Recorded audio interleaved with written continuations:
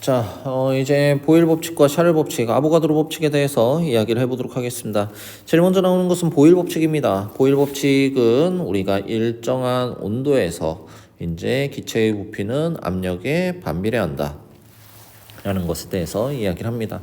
이것을 달리 표현하게 되면은 우리가 일정 온도와 일정 양, 일정 몰에서 기체의 압력과 부피의 곱은 일정하다. PV equal K 이렇게 이야기를 할 수가 있습니다. K는 이거 뭐 잘 알다시피 상수죠. 맞죠? 상수인데 자 보일이 이제 표 5.1에 보시면은 보일이 실험으로 얻은 자료 이렇게 되어 있습니다.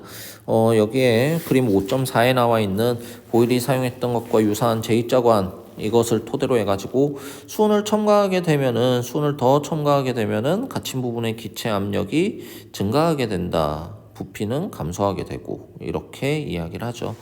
수온을 더 원래는 이만큼의 H만큼의 차이가 났는데 이게 수온을 더 첨가하게 되니까 압력이 증가하게 된 것이죠. 압력이 증가하게 되면서 기체가 차지하는 이 기체가 누르는 것과 이 수온 기둥이 누르는 것 이것의 합이 어떻다는 소리입니까? 합이 아니라 이 크기가 압력의 크기가 어떻다는 소리예요. 똑같다라는 얘기죠.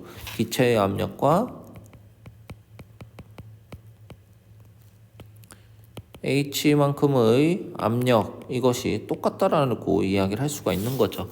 그렇기 때문에 이걸 보니까 수온 기둥을 더 넣으니까 기체의 압력은 증가했는데 이 차지하는 부피는 어떻게 되었다? 보다 더 감소되었다라는 것을 이야기하였습니다.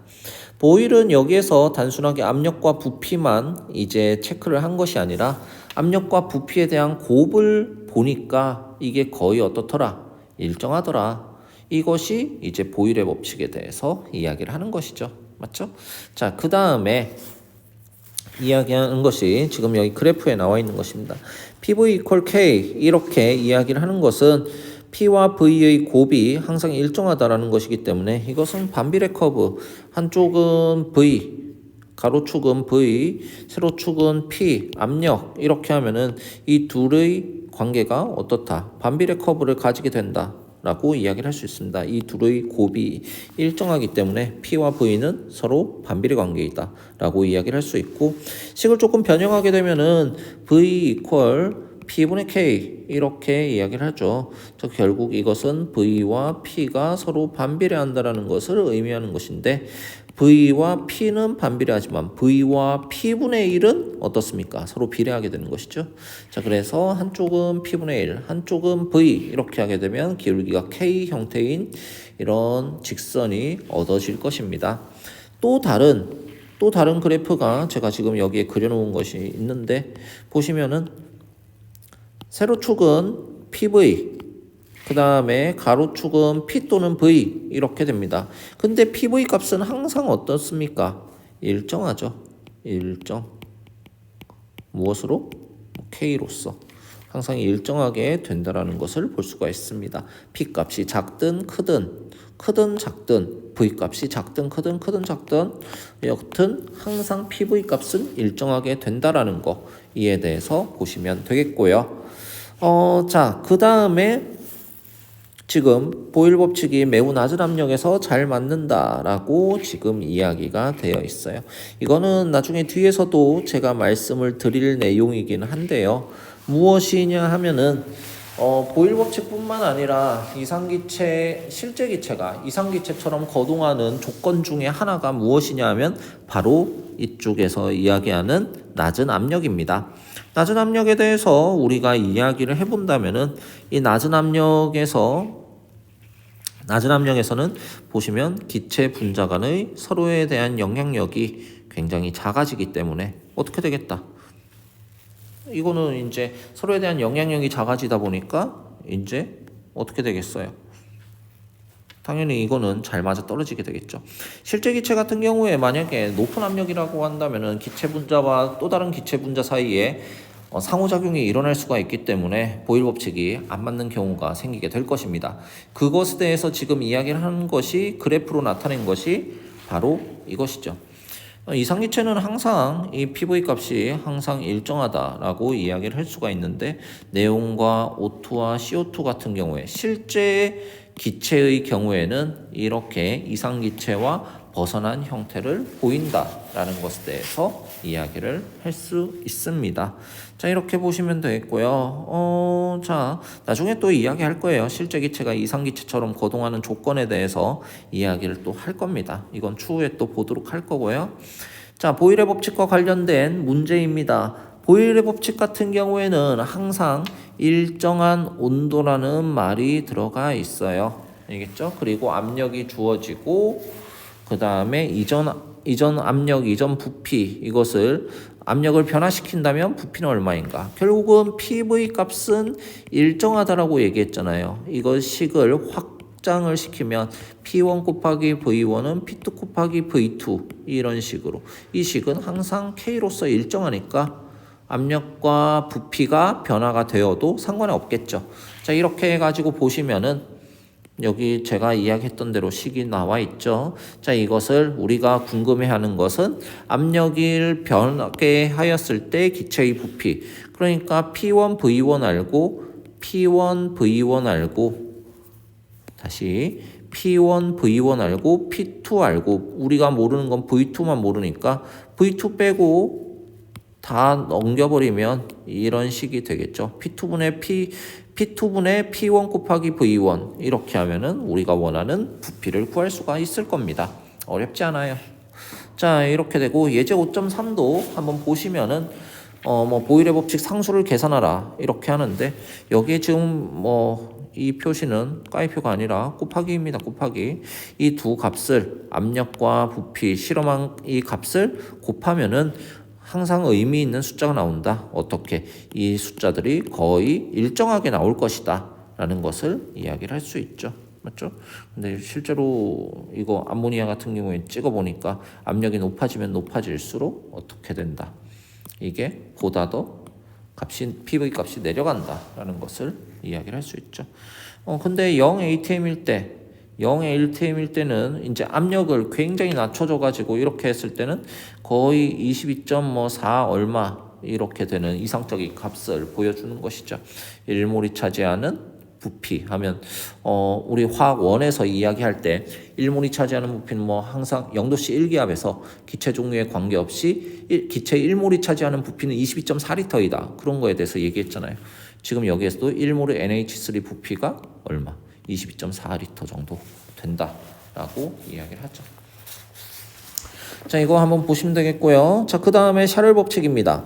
샤를 법칙에 대해서 이야기를 해보면은 샤를 법칙은 무엇과 무엇에 대한 이야기냐면 기체의 부피와 절대 온도에 대한 이야기입니다. 기체의 부피와 절대 온도가 서로 정비례한다라는 것, 이것에 대해서 이야기를 합니다. 우리가 화학 2에서는 보통 식을 보면 V equal KT 이런 식으로 식이 주어져 있는데 KT든 BT든 상관이 없습니다. 무엇이 문제냐 하면은 B와 K든 B든 K든 전부 다 이 둘은 비례상수라는 것이에요. 맞죠? 우리한테 더 중요한 것은 항상 여기에 이 온도는 절대 온도 단위로 우리가 고쳐서 써야 된다라는 거, 이거를 체크를 해주면 되겠고요. 지금 우리 이쪽에 지금 슬라이드에서 그림 5.8과 5.9 이거를 보시면은 지금 그림 5.8의 경우에는 몇 가지 기체의 T도시에 대한 V의 도시 이렇게 이야기를 해요. 자, 이렇게 되어 있는데 점선에 대해서 지금 설명을 해놨어요. 점선 이렇게 되어 있는데 자, 이 점선은 여기에 적혀져 있지만 기체가 액체나 고체가 되는 영역 이것으로 외삽한 것이다 이렇게 이야기를 합니다. 실제로 보시면은 H2O 같은 경우에 100도씨부터 지금 점선으로 이렇게 만들어놨죠. 이렇게 것은 100도씨 밑으로는 무슨 상태이기 때문에 실제로는 액체와 고체가 되는 상태이기 때문에 이것에 대해서는 그냥 외삽을 해놓은 상태이다 라는 것을 이야기합니다. 그렇죠?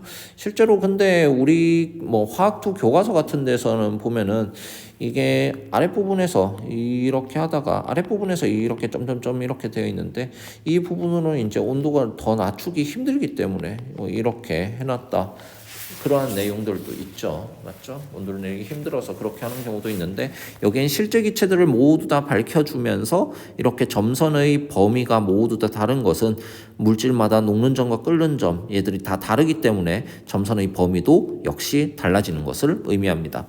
자, 그 다음에 여기에 지금 오른쪽에 그림 5.9 같은 경우에는 5.8과는 다르게 이제 절대 온도를 활용해서 했습니다. 절대 온도를 활용했기 때문에 전부 다 0K로 수렴하게 되는 이런 모습을 볼 수 있어요. 자, 이렇게 보시면 되겠고요. 자, 뭐 대화형 예제 5.4 샤를 법칙 해가지고 나오는데 제가 아까 말씀드렸지만 가장 주의해야 될 것은 무엇이냐 하면은 섭씨 온도를 무엇으로 절대 온도로 고쳐줘야 된다라는 거. 이렇게 보시면 되겠고 여기에서는 지금 15도씨 1atm 부피가 2.58리터 근데 38도씨 1atm에서는 부피가 얼마일까 이거에 대해서 얘기하는데 우리가 V는 KT 그럼 T분의 V는 항상 일정하다. 지금 기압이 역시 일정하죠. 맞죠? 자, 그러면은 우리는 이야기할 수 있는 게 T1분의 V1은 T2분의 V2 해가지고 이 값이 항상 일정하다라고 이야기를 할 수 있을 거예요. 맞죠? 자, 이렇게 해가지고 관련된 숫자들을 다 집어넣게 되면 우리가 부피를 구할 수 있는 형태가 됩니다. 어렵지 않아요. 자, 이렇게 보면 되겠고 자, 그 다음 아보가드로 법칙에 대해서 이야기를 해보도록 합시다. 아보가드로 법칙은 화학 1에도 나오는 내용이죠. 안 그렇습니까? 화학 1에도 나오는 내용인데 아보가드로 법칙은 기체의 부피와 기체의 몰수가 서로 비례한다라는 내용입니다. 근데 어떻게 보면 이게 지극히 당연한 이야기예요. 몰수가 늘어나면 숫자가 늘어나면 당연히 차지하는 부피는 늘겠죠. 서로 비례 관계가 될 겁니다. 자, 뭐 이쪽에 체크 표시되어 있는 것을 보시면은 일정한 온도와 압력에서 부피는 기체의 몰수에 정비례한다. 자, 압력이 낮을 때 뭐 잘 적용된다. 뭐 이렇게 표현을 하는데 자, 이것도 이상기체처럼 거동하는 것을 의미합니다. 추후에 또 뒤에서 이야기를 할 거예요. 자, 일정한 온도, 압력 반드시 이 조건은 따라줘야 됩니다. 알겠죠? 일정한 온도와 압력. 자, 일정한 온도와 압력, 이 온도와 압력도 역시 어디에 영향을 미치기 때문에 온도, 압력이 부피에 영향을 미치기 때문 이렇게 이야기를 할 수 있죠. 맞죠? 자, 이렇게 보시면 되겠고요. 자, 이거는 뭐 아보가드로 법칙은 기체의 종류에 상관없이 모두 다 만족이 됩니다. 자, 그렇게 되고 여기 대화형 예제 5.5 이거는 여러분들 한번 보도록 하세요. 일반적으로 뭐 우리가 화학 1에서 배웠던 그러한 것과는 조금은 다른 양상이긴 합니다. 자, 보면 1기압의 압력과 25도씨에서 0.5몰의 산소 기체의 부피가 12.2리터이다. 자, 같은 온도와 압력에서 이 O2가 모두 다 오존으로 변한다면 오존의 부피는 얼마인가? 이렇게 지금 문제가 주어졌습니다. 자, 그렇다면은 여기에서 일단은 O2가 O3로 변한다 라고 한다면 이건 화학 반응이거든요. 화학 반응이면 우리가 먼저 여기서 해줘야 될 것은 무엇이냐? 맞죠? 자, 개수를 맞춰줘야 됩니다. 여기 3, 2 이렇게 맞춰주면 될 거예요. 그러면 원자가 6개, 6개로서 산소 원자가 6개, 6개로서 모두 다 같은 형태가 될 겁니다. 자, 이렇게 하면은 이게 몰수가 얘가 0.5몰이 전부 다 어떻게 0.5 곱하기 3분의 2만큼으로 모두 다 줄게 될 거예요. 맞죠? 그럼 결국 0.5 곱하기 3분의 2몰이 차지하는 부피가 얼마냐? 이거에 대한 것이죠. 결국은 12.2리터에다가 12.2리터 0.5몰이 12.2리터만큼 차지를 하니까 0.5 곱하기 3분의 2 뭐 이런 식으로 아까 얘기했던 거 거기에다가 부피 계산을 하면 되겠죠. 뭐 풀이에 나와 있으니까 한번 보시면 될 겁니다. 자, 이렇게 보시면 되는데 자, 그 다음에 이야기할 것이 이상기체 법칙, 이상기체 방정식입니다. 이거 조금 있다가 또 해볼게요. 이건 뭐 어렵지 않습니다. 보일 법칙, 샬르 법칙, 아보가드로 법칙 다 합친 거니까요. 또 좀 이따 봅시다.